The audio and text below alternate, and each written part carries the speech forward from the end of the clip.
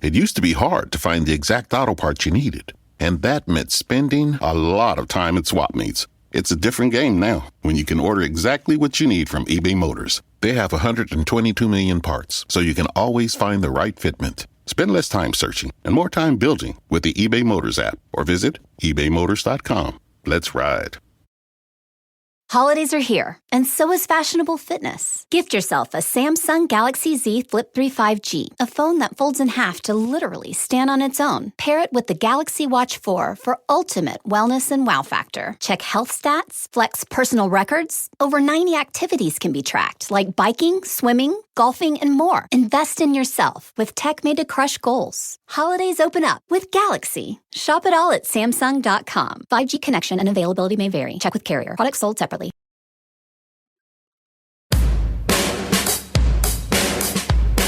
Hey everyone, this is the Almost World Podcast. Bringing to you mind-blowing interviews with guests from all over the world. So settle down, relax, and enjoy the show.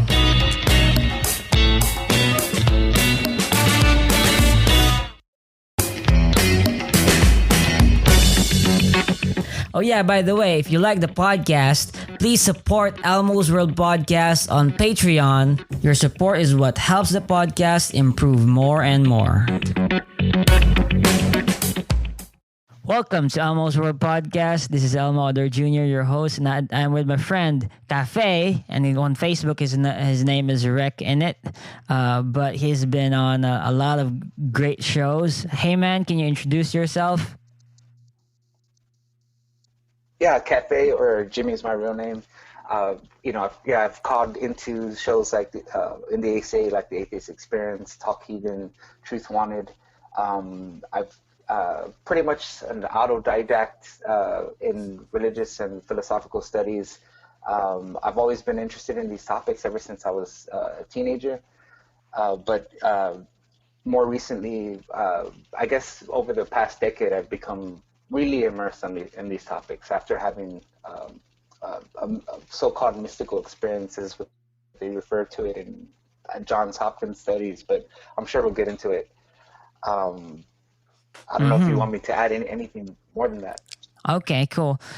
So can I ask you what you believe in terms of God, right? Because that's the biggest question when it comes to these discussions online.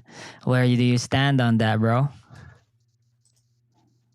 Yeah, well, when I was growing up, I was what a lot of these atheists call themselves, agnostic atheists. You know, a lot of them will identify as agnostic, basically meaning that they don't know for sure whether God exists or not, but they nevertheless disbelieve.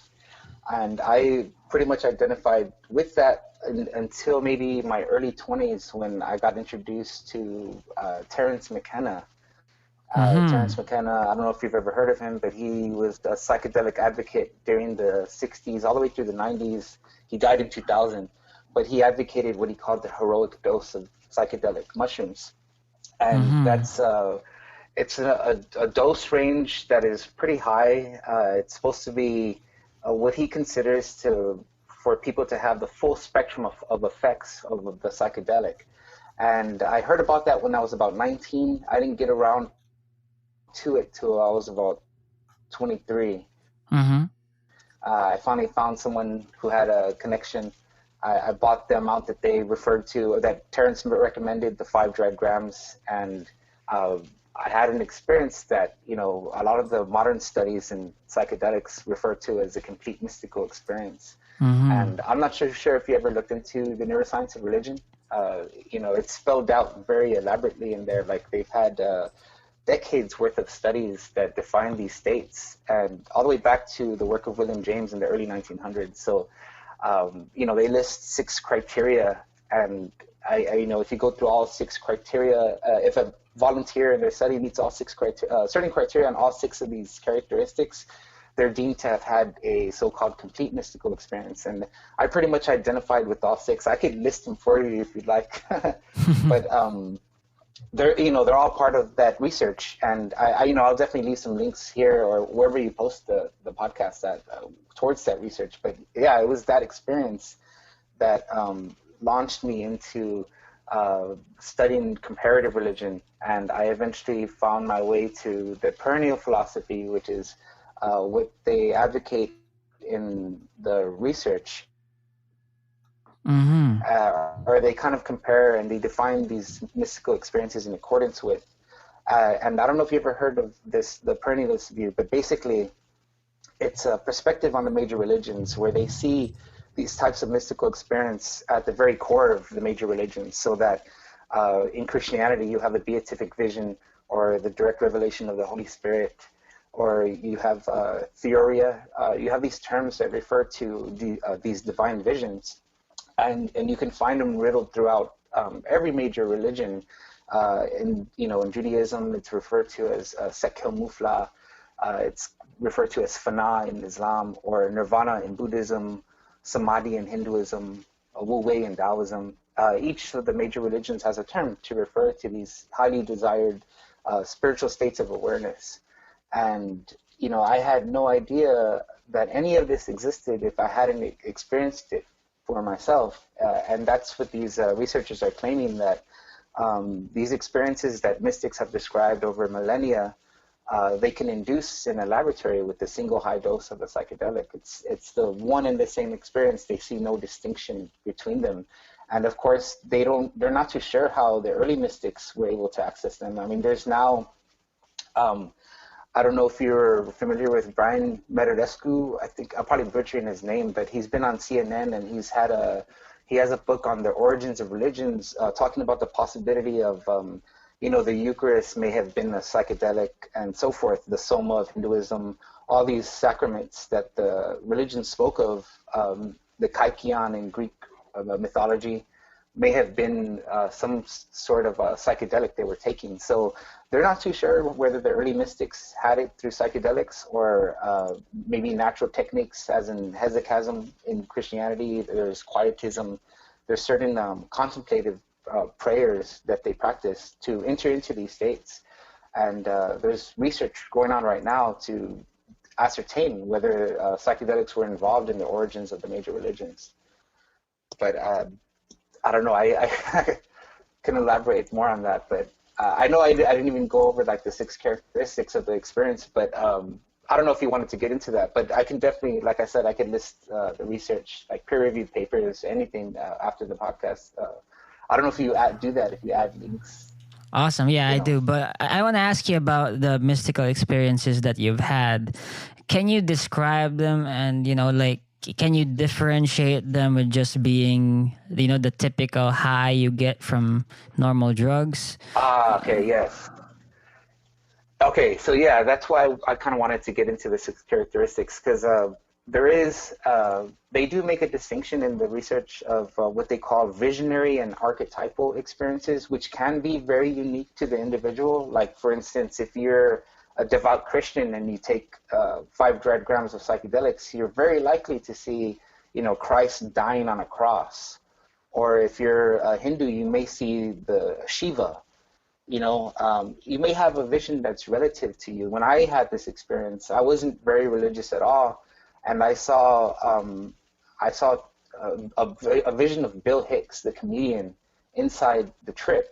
But these visionary states are said to occur right before or right after the height of the experience, which is what they call the complete mystical experience. And that's really what I wanted to refer to, because at that point, it's no longer unique to the individual.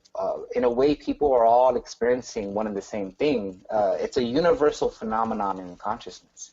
And when you get to that point, they refer to it as a non-dual experience, meaning there's no longer, like, you speak to Jimmy or Kafei, and I speak to Elmo. We have this impression that we're the subject and object of the conversation. So, in your subjective experience, you objectively have this impression that you're speaking to me. Well, at the height of these states, that subject-object duality no longer exists. It completely collapses. And so what people experience are real profound experiences of transcendence, what they might describe as transcendence of space and time. All time, past and future, will collapse into the moment.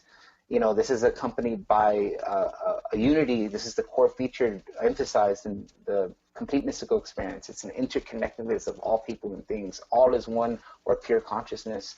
There's also sacredness or reverence that accompanies this experience. There's something what William James called the noetic quality of mystical experience. It's a sense of encountering ultimate reality, as though the person, what they're experiencing is more real than what they experience in their ordinary state of consciousness. People will describe these experiences as the most real event in their lives. It's the most real thing they've experienced, bar none. And this is invariably expressed by the volunteers who meet criteria for the complete mystical experience. There's also deeply felt positive mood, universal love, joy, or peace. And this is a profound, some people will go, Sam Harris has had this experience with MDMA, and he described it as unconditional love. And it's very possible to have that. In Christian theology is referred to as agape. It's the spiritual love of God that's not sexual in nature, but it's as described in the Bible, ever forgiving, infinite, unconditional, so forth. That's one of the aspects of this experience. And then another one they add is ineffability and paradoxicality, meaning like one of the first things people say when they have this experience is they cannot possibly put it into words. These are at the height of this experience. People are describing things which are in a way beyond language, beyond our very concept of time and space. They're transcendent. And so they're kind of hard to talk about, but, they're nevertheless, if you have one, you will ponder it unto death.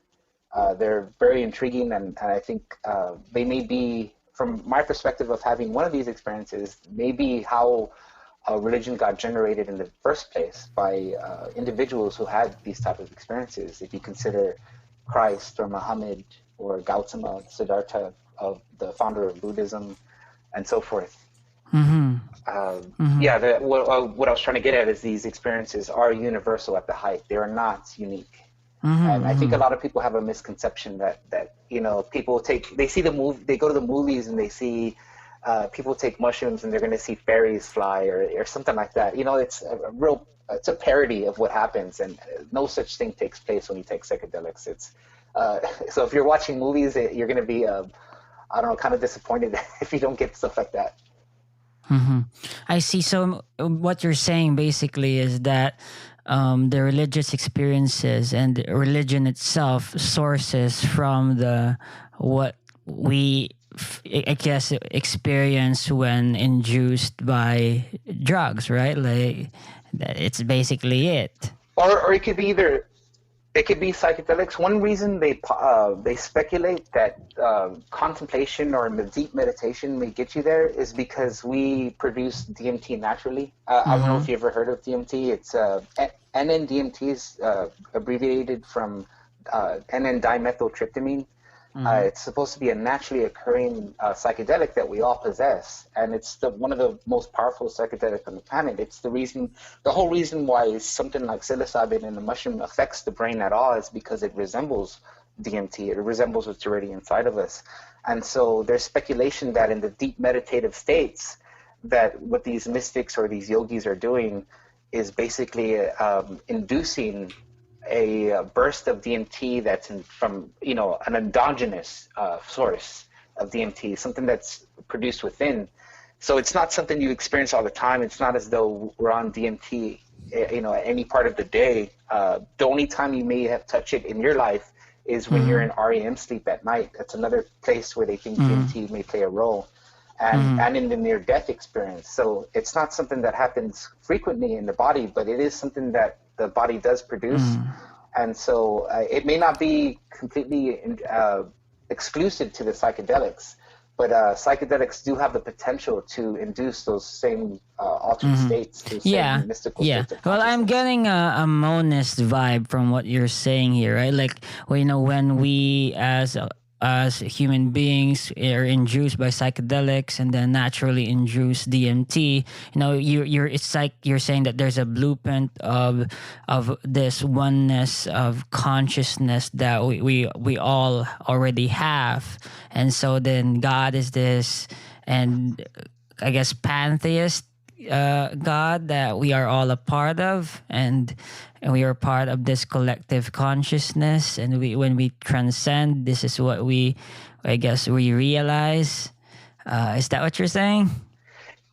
Yeah, I don't. Yeah, it is going towards it is going towards that. Another way to put it is, I've often said, like, from the vantage point of perennialism or the perennial philosophy, the highest mystical vision in any religion is one and the same. They are perceiving the same thing. I remember I spoke to you about my friend Max Freakout, who has, he's concerned with the ego death theory. And I don't know if you're familiar with eternalism, or what Einstein referred to as the block universe. But if you consider that, all matter, all time is predetermined, that it's all fixed in time, then from the point of the Big Bang to the point of the end scenario of the universe, whatever it may be, the big freeze or the big crunch, at every single point is interlocked. They're interlocked in such a way that they're frozen, so that from beginning to end, everything has already happened. In the very same way that a real film, like if you're recording a real film and you have a movie, the entirety of the movie is already in the can. And so in a way, it's just there's this one monad, right, which is the universe, and we're all actually just one thing. Yeah, no, exactly. So in the science of mystical experience, what these mystics have the impression of is they no longer identify with the material body, because they have a perception that's beyond that. It's transcendent of that. It sees the entire block universe, if you will. It sees all time, past and future collapse. They don't identify with the material body because they see themselves in all things. And, they even refer to the original sin as, in religion, the idea that you're separate from, that you're a bodily entity that's separate from the rest of nature. And so if you have this perception of separateness, then you can engage in sin. You can steal from the other, you can rape the other, you could murder the other, so on and so forth.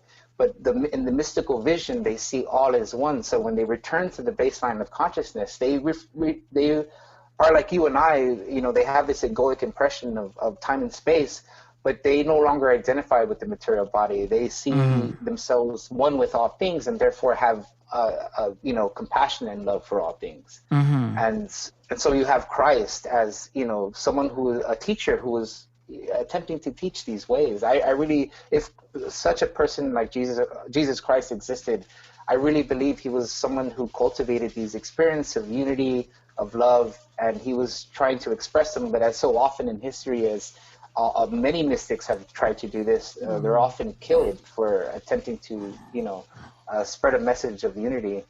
And I think Plato had a quote that says, no one is more hated than he who speaks truth.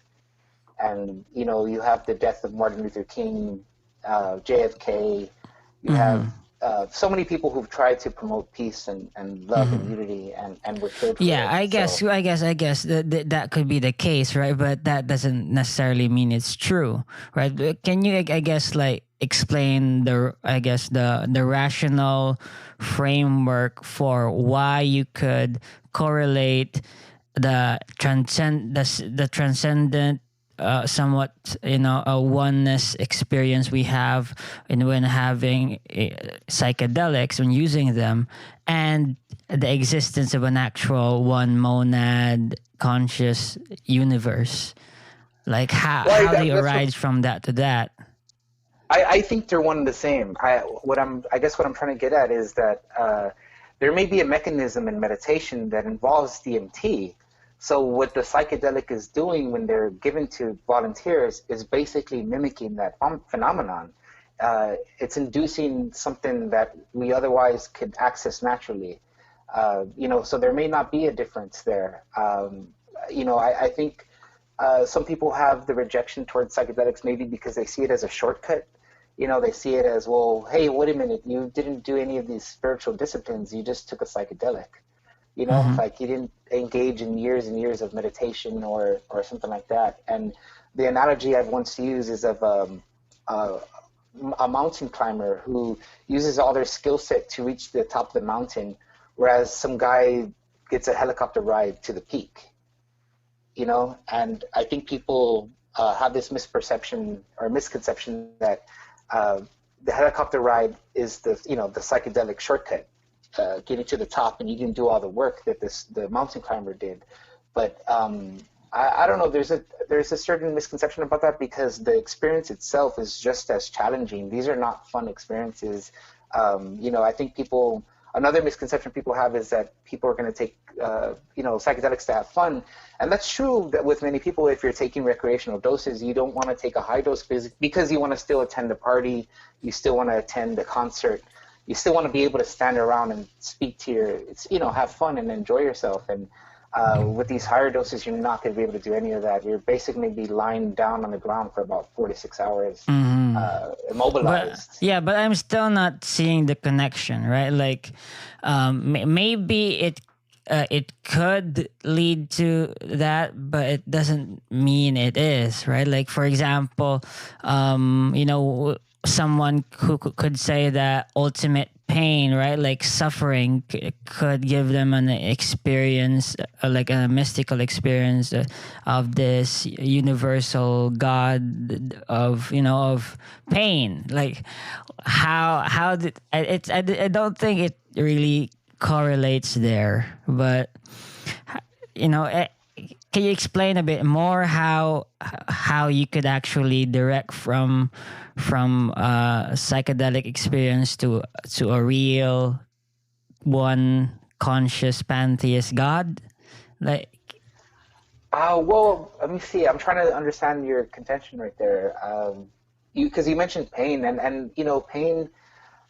Some women who are giving birth naturally without any aid of some pain numbing agent, they can, some of them will express mystical experience in the midst of giving birth at the heights of these pain, that's what I'm talking about. But basically, we cannot make any connection with any phenomenological experience we have and call it evidence for God, but that doesn't mean it is, right? Like, how do you arrive from the study of this neuroscience of religion and actually proving that this sort of God actually exists? Okay. I think I see what you're saying. And yeah. I think you kind of brought it up with your when you mentioned the term pantheism.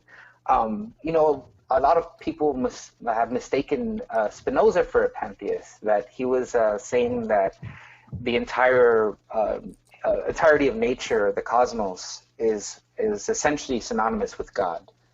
And that's not necessarily what Spinoza was talking about. I don't know if you're familiar with the idea of the absolute in philosophy, but this notion is that every permutation inside the physical reality or the universe makes up the absolute, so that every possibility that the universe could produce, the very sum of that is considered the absolute. So even if you have, for instance, a universe that begins and ends, you could have a world rail line where, let's say you have a universe where Elmo wins the lottery, right? Whereas you could also have a universe where Elmo didn't win the lottery in his lifetime.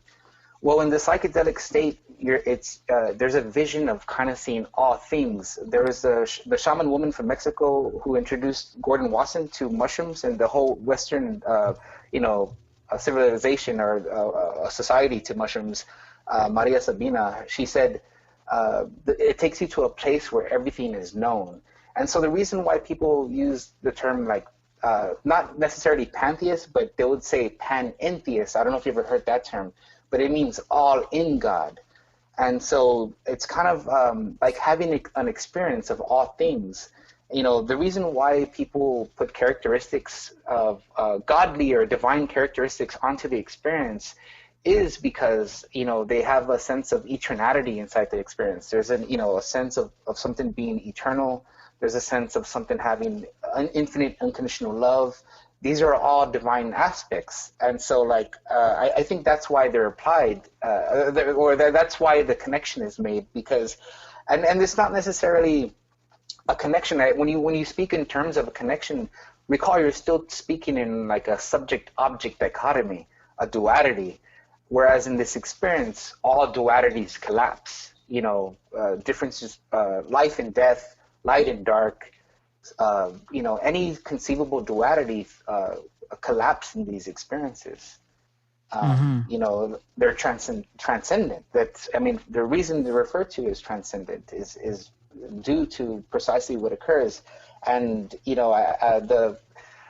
I think it's kind of like a misnomer to say a divine connection, because people refer to mysticism. And if you read the definition of mysticism, it talks about an absorption into the absolute, or a unity with the divine.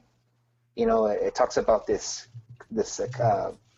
thing I've been referring to as the collapse of the subject object. Yeah. Okay. But can you, I guess, talk about what this thing is, right? What this monad of consciousness is?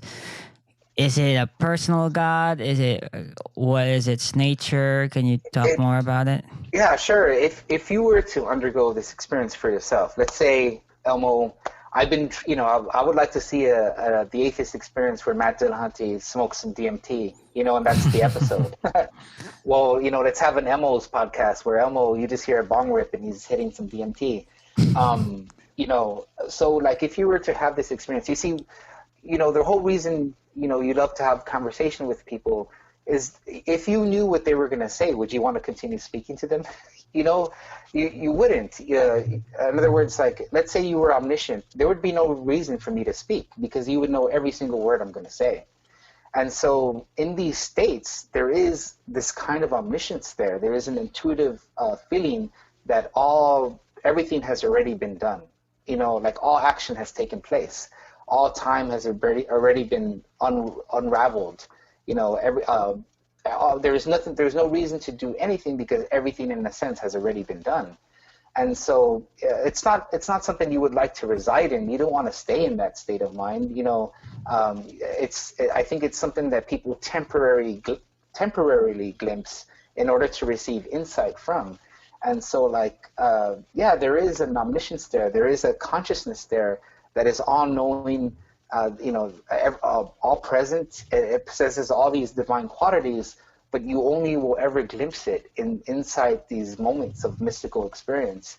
And so when you return, you'll be very glad for your ignorance that you're not omniscient, that, because you wouldn't want to be. I don't think it would go against your humanness to possess something like omniscience, because the whole point of being human is to have mystery in life. That's the whole point of having a podcast. You never know what the speaker's going to say next. I don't know what you're going to ask me next, because if we did, it would be totally boring. If you were omniscient all the time, you would be colossally bored in knowing everything. And so, I think it's interesting to get a glimpse of it. And so when you come back, you have a renewed appreciation for life and everything, including ignorance. Mm-hmm. But it's not, like I said, it's not something easy to describe. You can interview me and many people about the psychedelic experience, and you may not get a clear answer that you're looking for until you probably do this for yourself. And you may not. I don't think you seem like a person that's gonna go rush to do psychedelics after this podcast. But it's really illegal here, so I'm going to be in prison for the rest of my life if I take that. But maybe when I move to America, bro, maybe then. Maybe. I mean, it's illegal over here too. But I had to, jump that fence of illegality in order to do it. But there is an effort to make it legalized. Like I said, right now they're recruiting people for, if anyone's listening to this podcast, they're recruiting people for depression, not Alzheimer's, anorexia, people who are dealing with nicotine addiction, All those studies are currently going on at Johns Hopkins right now. You can definitely call in and volunteer. They will screen you, but if you're accepted into the study, they'll give you a single high dose that's supposed to, cure your depression or cure your anorexia and so forth. They've had a lot of efficacy with these studies, and they're trying to push for legality. So once they finish all this research, the next step is to actually legalize psilocybin. Mm-hmm. Interesting. Okay, but I guess you mentioned addiction, but there is a danger to using psychedelics, right? Yes, definitely, man. Yeah. No, yes. I would never tell anyone just to willy-nilly just go out and take psychedelics. The first place, like even Terrence would say, the first stop before your psychedelic trip is, the internet or the library. Go inform yourself about all the risks involved. If you're seriously thinking about doing something like that, and there is real risk. I mean, people are part of the pilot study at Johns Hopkins to this day are seeing psychiatric help because they had such a hellish experience. I'm speaking of a literal hell. Your mind could produce a very literal hellish experiences at the heights of these psychedelics, experiences. So it's not something that you just want to rush into. It may be scarring, like emotionally scarring, psychologically scarring. About 30% of the volunteers do say that they have a very, very bad trip. And, I mean, it's a low percentage, but it's still a considerable percentage to look out for, and I mean, they also call the height of this experience ego death, and it's not necessarily that your ego permanently dies. It's a temporary ego death, but a lot of people have trouble relinquishing ego or control. They don't want to relinquish control or their egoic volition, and that's precisely what dissolves inside these experiences, and you can't hold on. It's like trying to hold on to sand when you're, in quicksand or something. There's nothing to hold on to. Everything, reality as you know it, is completely transformed in the very same way that a butterfly, caterpillar is transformed into a butterfly. There's a complete, profound transformation of consciousness. There is. I just want to emphasize the risk. Like there is risk involved, and anyone looking to do this, please inform yourself before you attempt any of this. Mm-hmm. Okay, well, let me ask you this, right? Like, so you said that, and if I can only understand what this experience is if I actually do it, because it's hard to describe, right? But Yes. in your experience, can you at least attempt, like, so what realizations do you have after having these mystical experiences? Like, can you at least put them in simple words that, because having this mystical experience, I can say that there is this, we are just one, what kind of descriptions would you apply? Yeah, well, for me, at least I will just speak for myself, but it's done for me. Because I used to, like I said, I used to be an agnostic atheist, and I was reading all, Soren Kierkegaard, Nietzsche. I was reading all these different books on atheism until I got introduced to people like Terence McKenna, Alan Watts, and so, a lot of rhetoric and a lot of criticism I've heard from atheists. And when I used to be an atheist, I used to think of God as this omniscient being, the stereotypical bearded man, and that resides outside of the universe. People would actually say, God is outside of the universe, as though there's a bearded man that stands outside of the continuum that is the universe. And I no longer think of it that way. When a mystic refers to the outside of the universe, they're not referring to some type of outside of the continuum. What they mean by having a perception that's outside of space and time is a perception that's inclusive of all space and time. And so there is no necessarily something that's outside of the continuum itself. God is seen as not as some entity that stands outside of it, but a consciousness that's inclusive, that encompasses all things. I developed an interpretation towards that, and many people who have had psychedelics end up with an interpretation like that. They are a perennialist type of perspective towards. I know you said simplify it, you know, like I'm not too sure anyone could really coin the perfect metaphor, man. And I wish it could be coined. I think one of the reasons why it's such a difficult topic to speak on is because you know, these terms contain so much baggage that in order to get to any clear understanding, you first have to shred away. You have to shred away all the baggage that are associated with the terms, all the preconceived notions that you have. I think I would have to slash away at them first before we can arrive at some simplified notion of it. And even then, like I said, I don't necessarily think it is something that could be wordified. I think it is something that necessarily must be experienced. That words fell, and you know, that was Terence McKenna's phrase, because he was, I don't know if you've heard him speak. This guy was a wordsmith, a master of words, and yet, you know, I mean, if he couldn't put it into words, I don't know if anyone can, man. I mean, I'll try my best to get to something along the conversation, but I'm really not too sure that's a possible feat. I will say that. Mm-hmm. Okay.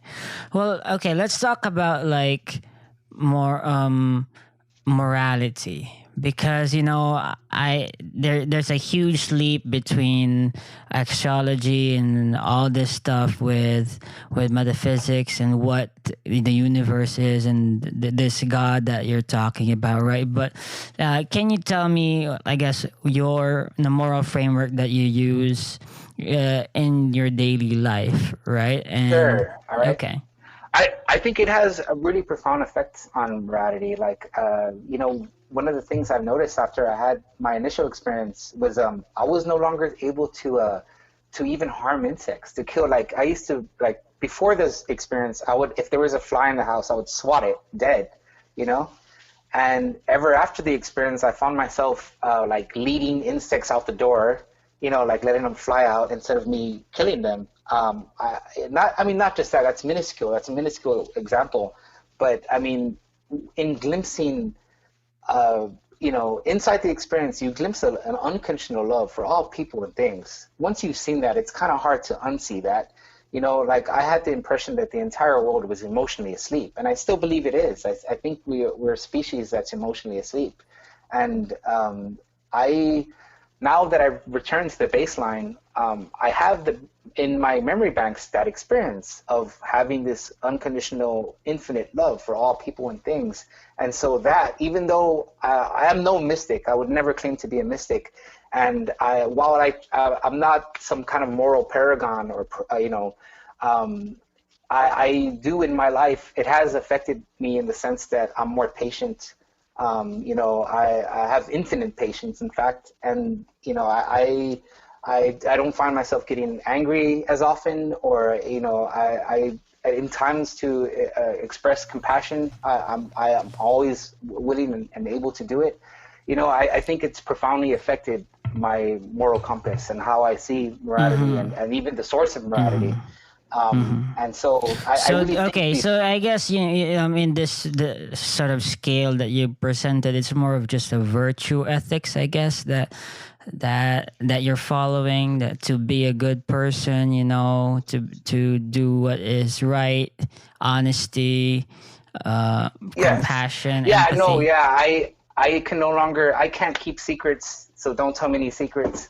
I can no longer lie. I have to be truthful. It's all those things have become virtues in my life, and they do work, you know, like, you know, prior to that, even white lies, I would always try to get away with. Now I don't lie at all. I don't find any, I don't see any point to it. Okay, but why? Okay, but why? I guess, like, why do you not lie? Is it because like it's part of your nature, or is it because there's some rule book that you're following? Well, no, you know, like I said, in that experience, like, I don't know. I guess there's this sense of, like I said, you know, when you have these experiences, you kind of get a glimpse of all things. Like, and there is this like sense of everything being laid out on the table, like you're being judged on every single action that you've ever done in your entire life. Interesting.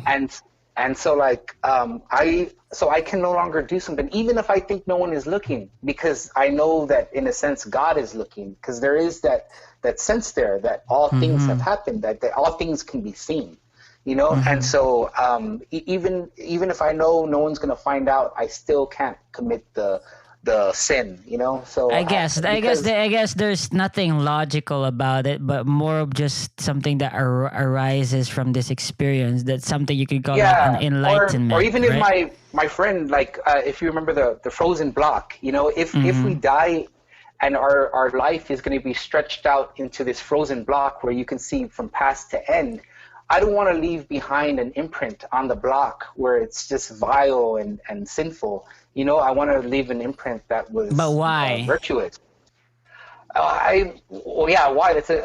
That's where I've been led by the experience itself. I like, you know what I mean? Like, glimpsing infinite unconditional love. While I've only had that experience, I will say once, or throughout maybe a decade of using psychedelics,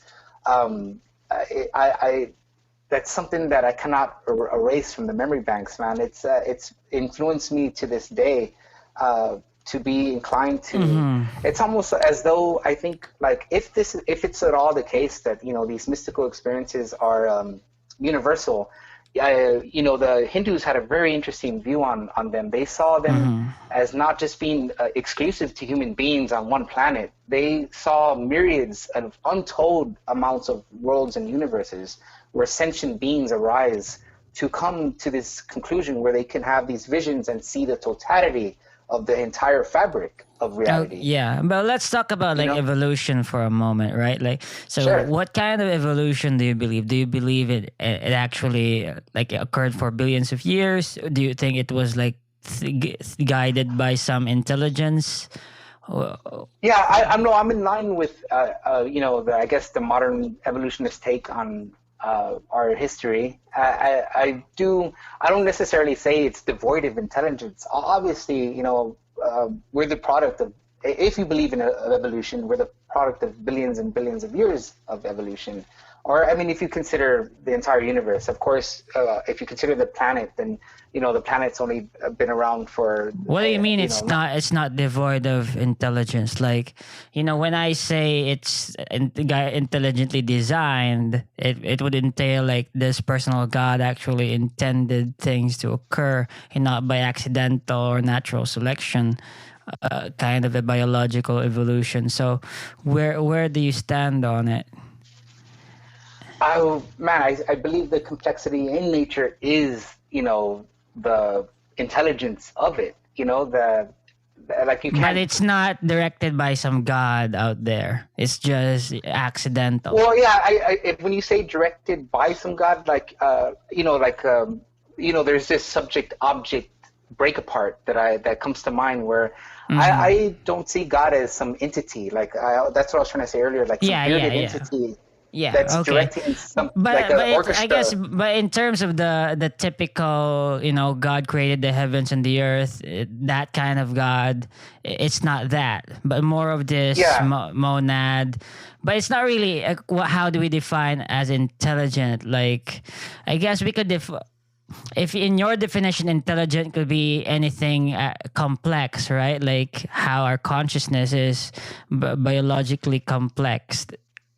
That would be your definition. So that's how you would define evolution as being intelligently designed, I guess. Yes, the intelligence is within, it's contained somehow within the nature itself. It's within the atoms, within the a scientific mind person or an atheist might see gravity and so forth. They might see all these things at play. Whereas someone like Spinoza or Meister Eckhart sees the entirety of the cosmos, the divine workings of God.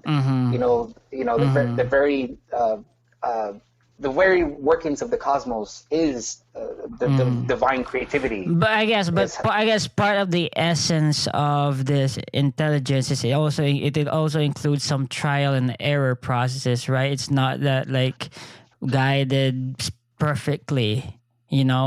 Well, I mean, that's you see, that's been one of the reasons I mentioned like the ego death theory is because there is a sense in that where there is not necessarily because you can only have I mean, you could have trial and error, but if you consider something like predetermination, you know, there's only one way things are going to unfold throughout history, you know, one specific way.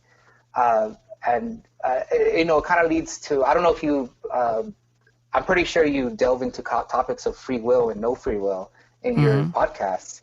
I don't know what's your take on that, but, you know, are you a compatibilist? Are you, do you believe you have free will? Yeah, I'm a libertarian free will guy, but yeah, right. let's not talk about me. I want to know, I guess, your Sure. position Well, no, on we that. don't have to. I that's why I just wanted to ask you only because I consider myself a compatibilist, but I also do a lot of atheists, and you know, it's kind of I guess it sees free will as compatible with predetermination, that they're both occurring simultaneously. But if you were to consider something like predetermination, you know, the intelligence of the universe, or God, or they also refer to it in religion as God's will, that everything that occurs is God's will. It's still only one way that anything can happen.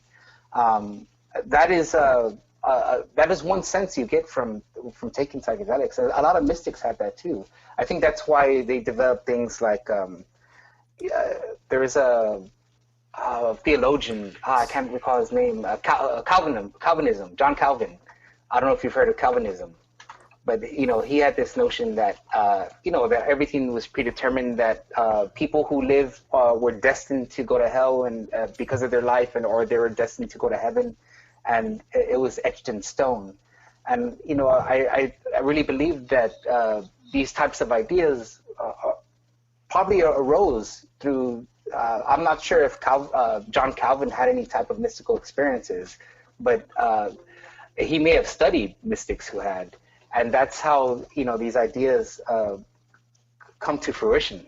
I think is because they're a glimpse in these type of experiences. You can glimpse where, you know, all time and past and future have already happened. They're done already. Okay, but I guess everything that I've got from you, bro. You know, it seems to me that every wisdom and knowledge or truth claim that you proposed sort of came from these experiences, these mystical experiences that you've had from psychedelics and DMT and drugs. Yes, no, I agree, and but I mean, I would also add that, you know, if you take this, you know, the perennial philosophy seriously, all wisdom comes from these mystical experiences from any religion you point to. You know, whether you're talking about Plato or if you're talking about Siddhartha Gautama, what they're ultimately pointing to is the wisdom derived from these experiences. Like, for instance, you're probably familiar with the Holy Trinity. In a mystic's interpretation of the Holy Trinity, the Son is the conduit, you know, of basically the man or woman who receives insight into the nature of the Father not being some paternalistic being or, you know, like some bearded entity, some literal father, but rather the Father is a term that early Christian mystics would use to refer to the philosophical absolute, and they would gain insight of the absolute by means of the Holy Spirit being the mystical experience. This is a mystic's interpretation of the Trinity, you know, and it completely, I mean, when you consider mystical experiences, I think some things like the Trinity make complete sense. They become completely clear. Whereas without it, you're kind of left very confused. You know, the Trinity can be very, you know, you can go into very deep apologetics surrounding the Trinity and never really get a clear idea of what it's about if you don't consider a mystical experience. Okay, good. So I can ask you this, like, if this perennial philosophy basically sources from the psychedelics, you know, and these mystical experiences, so are you suggesting that, like, everyone who wishes to understand the nature of reality and the answers to life's meaning and whatnot, they should take DMT and realize God. In a way, yes. I mean, if you're really concerned about like, if you really find the nature of reality intriguing at all, or if atheists constantly, demand theists, show your evidence, demonstrate God for us, right? Well, I think of an atheist is worth his salt, and if they really wanted to ascertain that question, if they really wanted to challenge their atheism, yes, I mean DMT would be one way to do it. It could definitely do that. Awesome. So I hope that one day, like when you're in a debate, like you bring some DMT for your opponent, and actually, hey man, you could use this, and I'll prove to you that I'm right. But anyway, but that would be awesome. Well, you see, that's the problem, man. That's the problem with calling into the atheist experience. You can't give Matt Dillis hunting DMT over the phone, Yeah. Okay. Can I ask you more about the specifics of your epistemology, right? So epistemology is basically the knowing things, so, and how you know things. So when it comes to this, I would define it as some sort of revelation, because it's not really something that's already there, right? But when we're talking about the mystical experiences, but how would you define it? Well, in the research, I mean, of course, epistemology is important. There is this talk surrounding the William James term that I mentioned, the noetic quality, and it's also called the nous in Greek. But it is the way they come to know, or I don't know if you've heard the term gnosis in Greek. Gnosis means a fundamental unity with that which is fundamental in reality, or the monad, the one, the source. And a lot of people will ask, I've been in a lot of debates with atheists, and they say, well, how do people know this has any form of knowledge, any form of truth? I really believe that derives in this aspect of the experience where you have this non-dualism, the collapse of the subject-object. It's something universal. It's something that we all can experience. Because if you're going to say otherwise, if let's say you're going to argue, you're going to try to argue that there is no valid source in this experience for any type of epistemology, right? Then you have to argue then that the mystical experience is a lie at the core of human consciousness. That that we all have the potential to ultimately have this experience that is a lie to ourselves, and I don't think that's the case at all. I think you can find. Research has shown that these experiences have happened across millennia, across cultures, throughout history, and so. I really doubt that we have something embedded in our evolution where it's at the core, at the center, it's a lie. And that's not at all how they're talked about in the research either. I mean, people describe these experiences as the clearest of the clearest, the sharpest of the sharpest. It's the one moment they had a clear understanding of where their place is within the cosmos. And so I really think they are about truth. And the nous or non-duality, it's where I think the source of the knowledge comes from, or where you can gain confidence in your epistemology. But it's also something. It's also one of the hardest aspects of the experience to describe. And I'm always trying to sharpen my ability to broaden my vocabulary, read up on all the comparative religion and scriptures and so forth of all the major religions, even the obscure ones that many people don't hear about nowadays, like Manichaeism. I don't know if you've heard of that religion, but I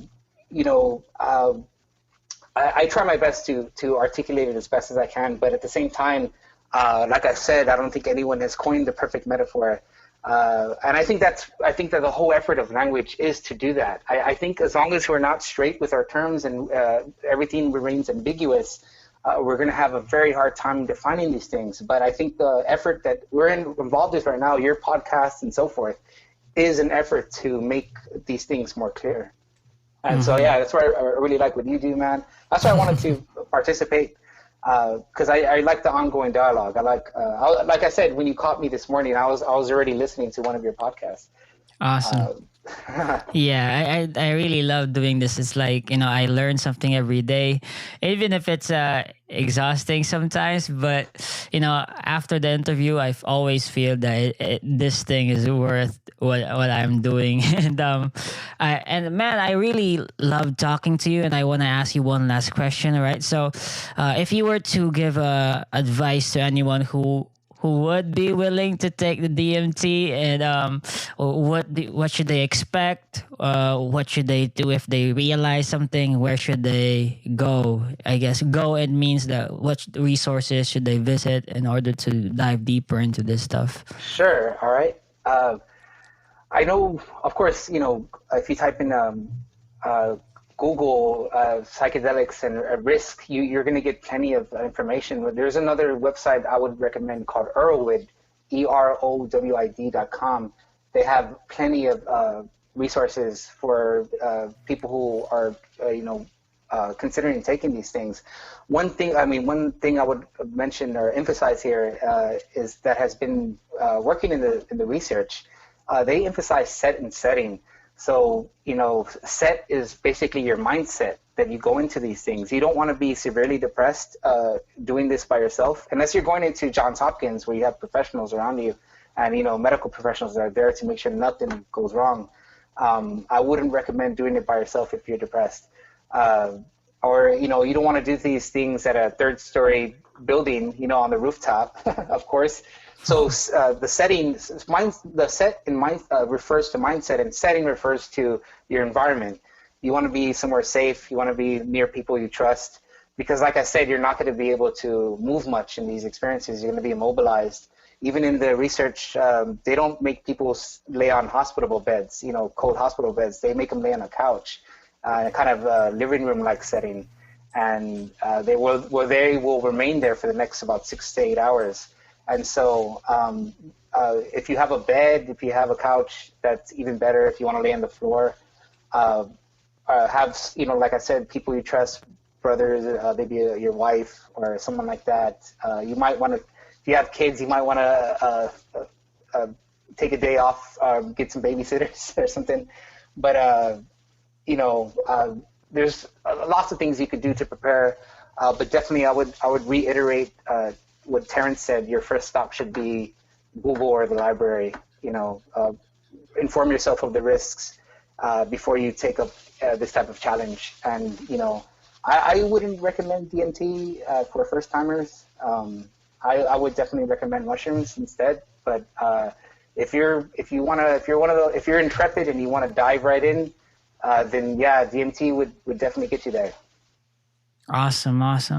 Well, Jimmy, it's been awesome talking to you, bro, and I hope you enjoyed the conversation too. And yeah, man, thanks for coming on the podcast. Hey, I appreciate it, brother. Anytime, man. And I'm gonna try to do some stuff on my own. If I come up with anything, because I have a YouTube channel, but I haven't added to it lately. But if I do, I would definitely send you a link, brother. And I did finish the recent episode with Max Freakout. If you want to check that out. Awesome. Okay. Bye, bro. It's been awesome. Yeah. Peace, brother. Thank you.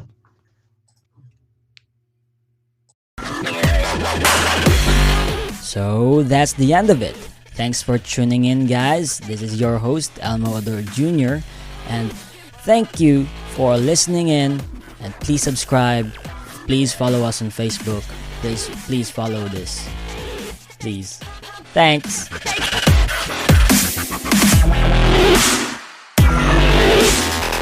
If you're a movie collector, you need Movies Anywhere. It pulls your favorite purchase movies from participating digital retailers into one central place, so you can finally say goodbye to scattered movie collections and hello to an organized library. With Movies Anywhere, you can watch your favorite movies on any compatible device, whenever and wherever you want. Ready to grow and enjoy your digital collection? Visit moviesanywhere.com/welcome and register for free. Registration with Movies Anywhere required. Open to U.S. residents 13 and over. Holidays are here, and so is fashionable fitness. Gift yourself a Samsung Galaxy Z Flip 3 5G, a phone that folds in half to literally stand on its own. Pair it with the Galaxy Watch 4 for ultimate wellness and wow factor. Check health stats, flex personal records. Over 90 activities can be tracked, like biking, swimming, golfing, and more. Invest in yourself with tech made to crush goals. Holidays open up with Galaxy. Shop it all at Samsung.com. 5G connection and availability may vary. Check with carrier. Products sold separately.